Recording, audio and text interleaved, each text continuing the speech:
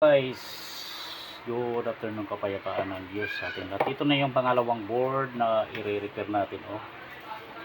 Dahil may kuryente na tayo, makaka-repair na ulit tayo. Salamat sa Diyos.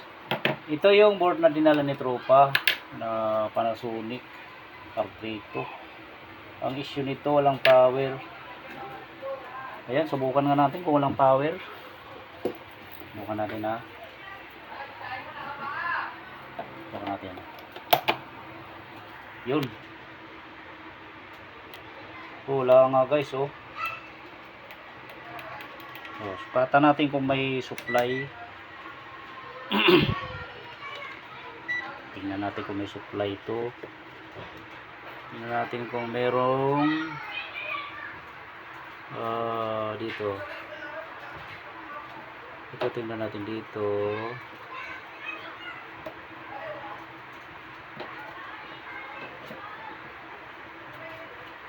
May 12 volts naman siya, 12.3. Yan, tapos ito, pag ito guys, ano to, may trick to, magic trick. Pag ito may 5 volts, ito, ayan yan, para sa mga di pa nakakaalam nito, ayan, tingnan nyo, may 5 volts itong capacitor na to, malapit sa ating oscillator. Ayan. Ang problema nito guys, basic lang to, madali lang ang problema nito. Yan, tuturo natin yan. Ayan, itong 5 volts na to, yan, papunta dito sa ating oscillator. Yan, dito,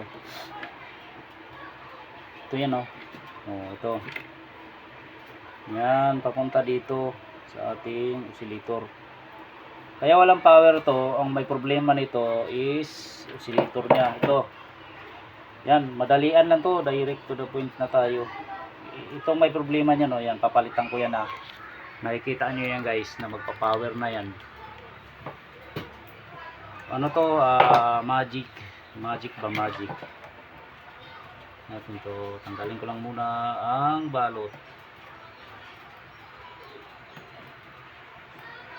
Meron pa kasi hindi nakakaalam nito mga tropa nating mga likot.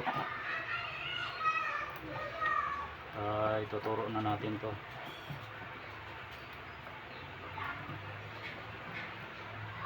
Yung mga pinding tayo na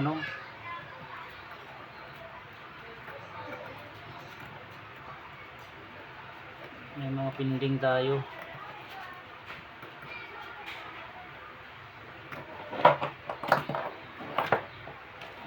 Bunutin ko lang muna to. Ito lang yan guys, papalitan natin to. Wala tayo ibang papalitan dyan. Ang parts number pala nito, alam ko 800 to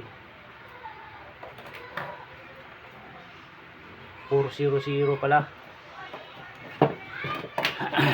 Uy, yung bigat. Lalaglag lumalaban.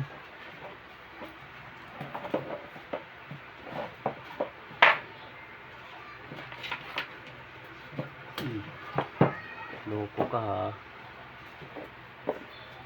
mas tayo kasi malalanghap natin yung usok.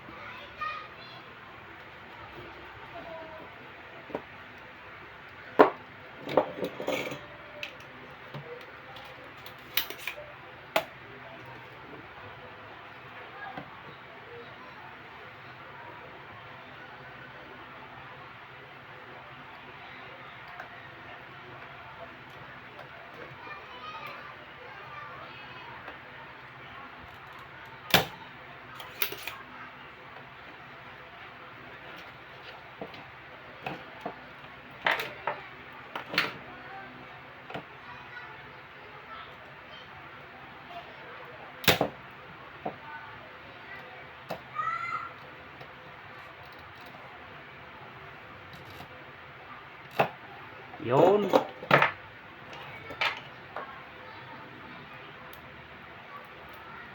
Ito guys, ito.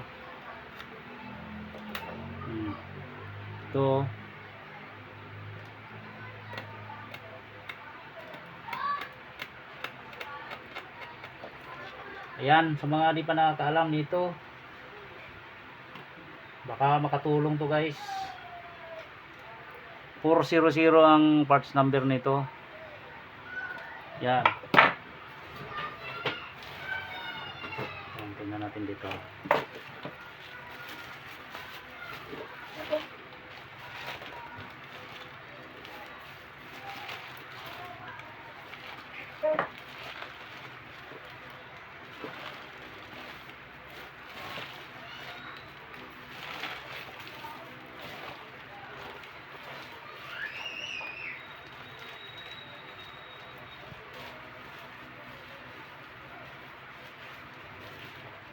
Four zero zero.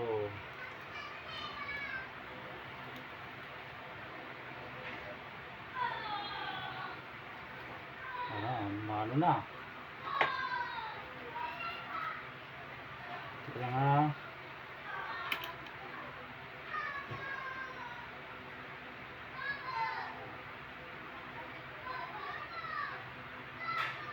$800 to, pangkulin to.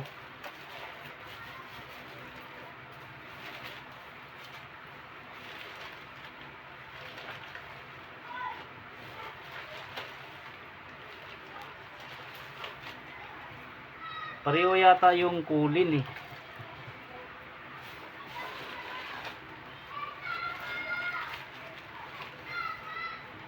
So, hanapin ko lang dito.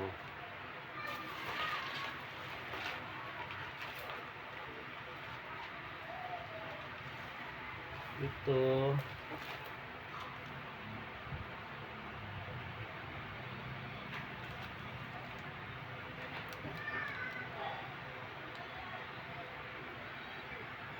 Ang number nito.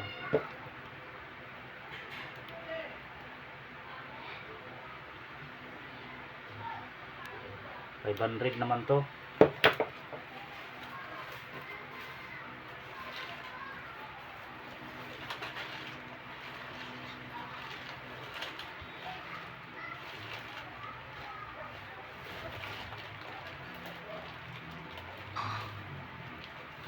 Ito.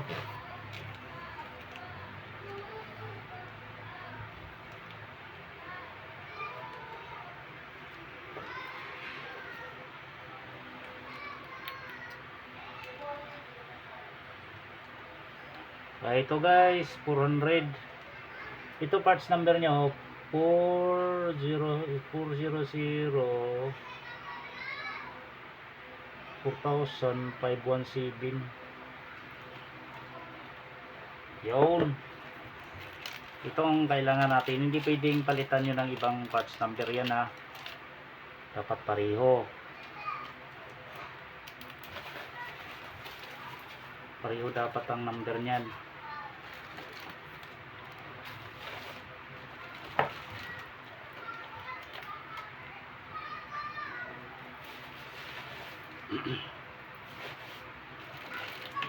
Yan, magmamagic tayo dito. Nagagana to guys.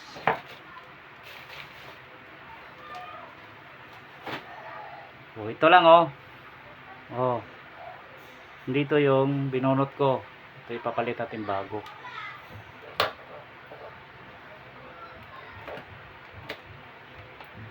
Bago talaga ipalit natin.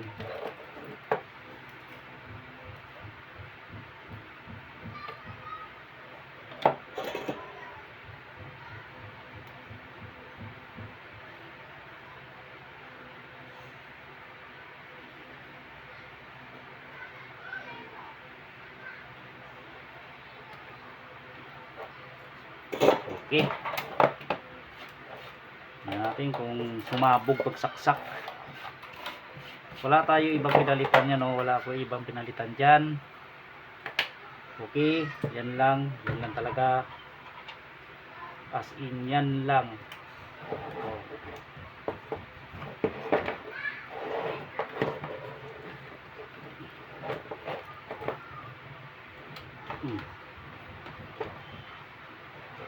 Okay, sasaksak na to. Tingnan natin ha kung magpapower ko. Fire in the hole. Wala pipindutin ko na to. Uy, wala pa rin ah.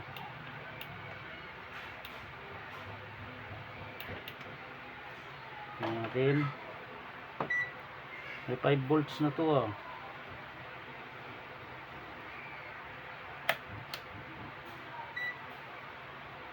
Kung meron na, dapat gumana na to.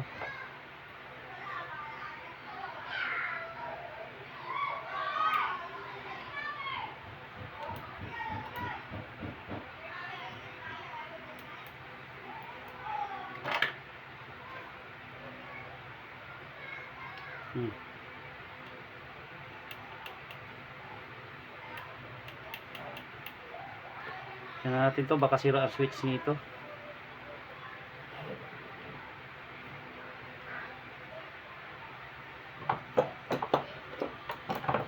Ito. Yun oh. Sabi ko na eh. Oh. Oh. Error na. Yan, okay na to. Ni-remote ng tropa to, ayaw gumana. Ganon din sa manual. Ayaw din gumana sa manual. Ito, madumi ang ano nito oh. Tingnan natin to ha.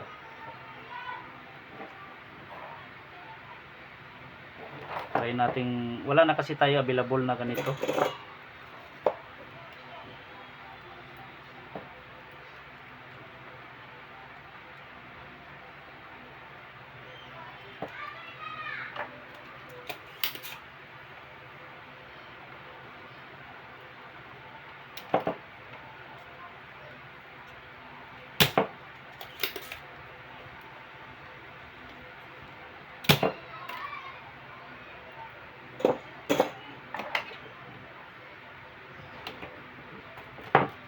Madalas to guys. Madalas sa mga ganitong ano, tuck switch.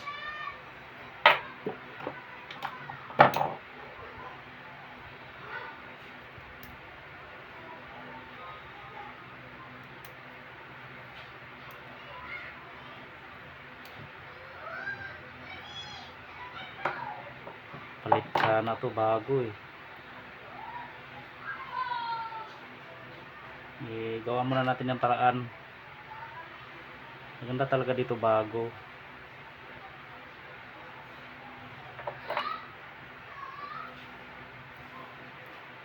Yan oh.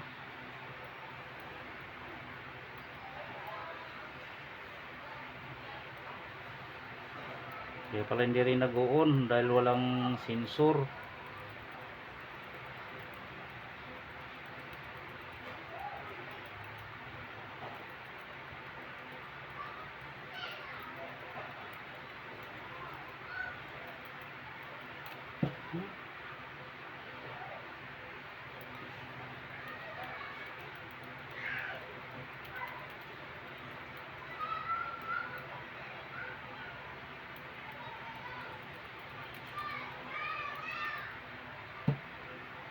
Nakagawa na tayo ng ano guys, nakaisa na tayo.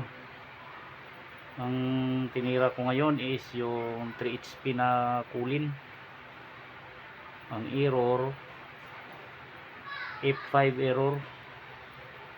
Sira yung kanyang mga SMD resistor. Ayaw mandar ng panmotor. Yun.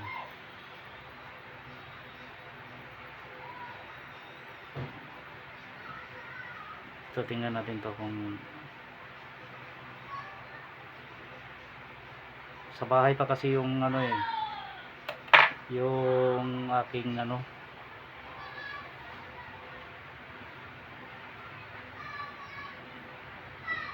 remote ng Panasonic.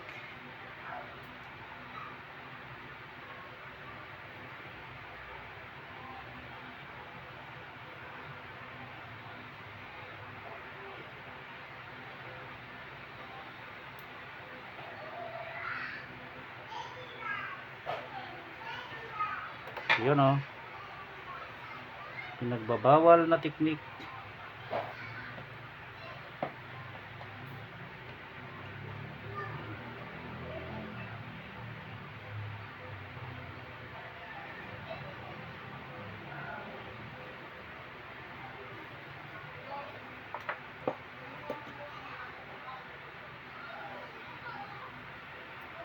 Yun oh.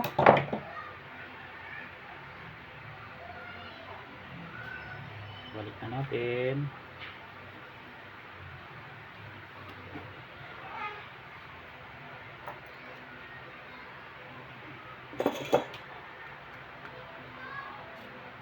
May remote din naman to eh, kaya kahit sabihin mo sira tong pindutan niya, okay lang.